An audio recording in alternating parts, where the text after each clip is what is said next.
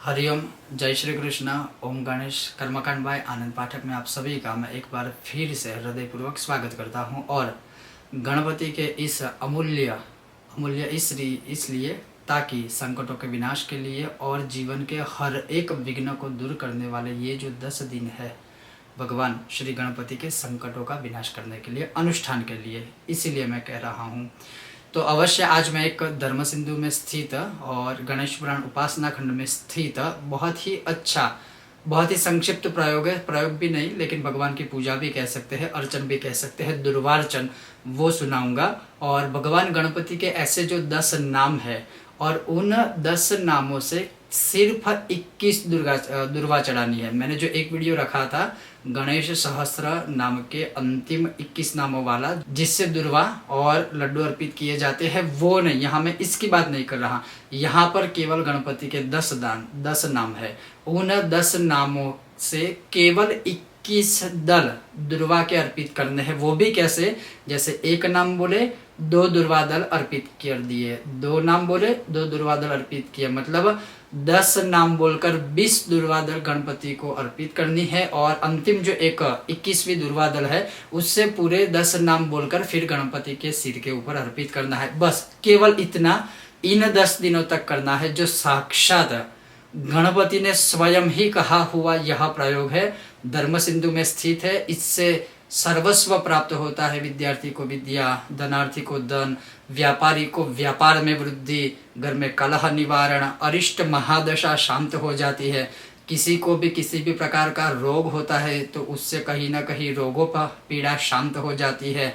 और मतलब अगणित या अनगिनत इसके फायदे हैं। जैसे किसी का विवाह नहीं हो रहा है, बहुत बहुत मतलब मैं बोल भी नहीं सकता हूँ। जैसे कह सकते हैं हम ऑल इन वन प्रयोग कह सकते हैं कि सभी समस्याओं का इनमें आपको कहीं ना कहीं सॉल्यूशन मिल जाएगा, समाधान मिल जाएगा। और खास करके कुछ मिले ना मिले लेकिन गणेश जी की पूर्ण कृपा प्राप्त होगी। कैसे करना है वो मैं प्रैक्टिकल भी आज आपको दिखाने वाला हूँ। लेकिन उसके लिए जैसे पहले से ही 21 दल दुर्वा के, अब 21 दल का मतलब ये नहीं है कि इसमें जैसे आप देख सकते हो कि बहुत सारे दुर्वा दल है, तो वो नहीं है। लेकिन जैसे ये एक ही दल कहलाएगा, चाहे उसमें फिर 3 हो, 5 हो, 7 हो, इस प्रकार से जो भी आपको प्राप्य हो वो। तो ये हो गया एक दल। उसी प्रकार से जैसे ये दूसरा ले लिया तो मतलब ये 2 हुए, तो ये 2 दल लेकर जैसे भगवान का नाम बोलकर भगवान के सिर के ऊपर अर्पित करना है। अब मैं वो आपको प्रैक्टिकली भी दिखा रहा हूँ। तो अवश्य आप स्वयं भी इन 10 दिनों में ये प्रयोग कर सकते हो। केवल 5 से 7 मिनट का है और भगवान गणेश की पूर्ण कृपा देने वाला है। तो चलिए अब मैं आपको दिखाता हूँ कि कैसे वह अर्पित करते हैं। और उसमें एक विशेषता क्या है, इन दुर्वा दलों को कैसे किसमें भिगो के भगवान को चढ़ाना है, वो भी एक विशेषता है। चलिए वो भी दिखा रहा हूँ।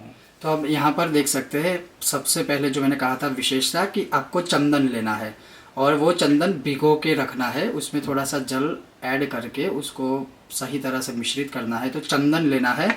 और जैसे मैंने आपको पहले ही बताया कि 21 दुर्वा दल, तो आप देख सकते हैं ये मैंने 2 है, 2 की मतलब इस तरह से पैर कर के एक बना दी। उसी प्रकार से पहले से ही आप 21 दुर्वा दल जो इस प्रकार से 2, और ऐसे ही मैं यहाँ पर एग्जैक्ट 21 लेके बैठा हूँ।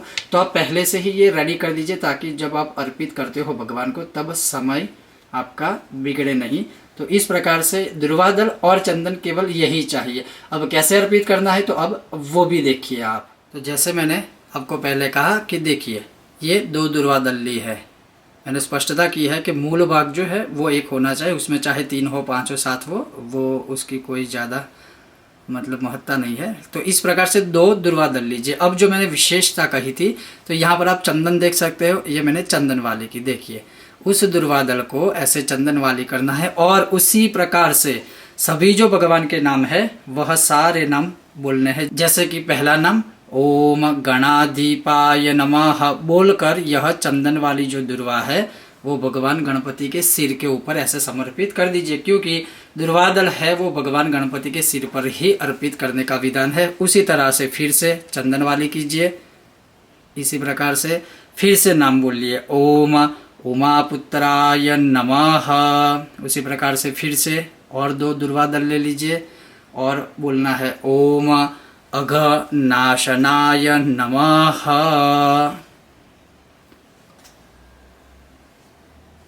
पश्चात ओम विनायकाय नमः। तत्पश्चात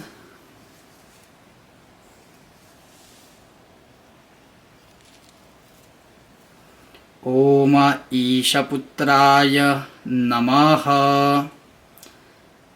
तत्पश्चात ओम सर्वसिद्धिदाय नमः। तत्पश्चात पुनः ओम एकदंताय नमः।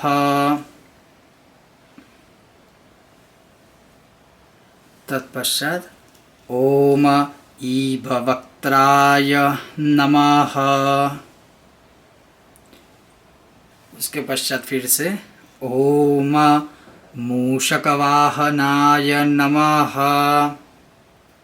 उसके पश्चात जो 10वां नाम है और फिर से वह चंदन वाला करके दुर्वादल ओम कुमार गुरवे नमः। अब जो 21वीं सिंगल जो एक सिर्फ दुर्वादल बचा है वो चंदन वाला करने के बाद आपको एक ही साथ 10 नामों का उच्चारण करना है, फिर अर्पित करना है। जैसे ओम गणाधिपाय नमः, ओम उमापुत्राय नमः, ओम अघनाशनाय नमः, ओम विनायकाय नमः, ओम ईशपुत्राय नमः, ओम सर्वसिद्धिदाय नमः, ओम एकदंताय नमः, ओम ईभवक्त्राय नमः, ओम मूषकवाहनाय नमः, ओम कुमार गुरवे नमः, ओम गंगणपतये नमः। चंदन युक्त दुर्वादलम समर्पयामि। बोलो गजानन गणपति भगवान की जय।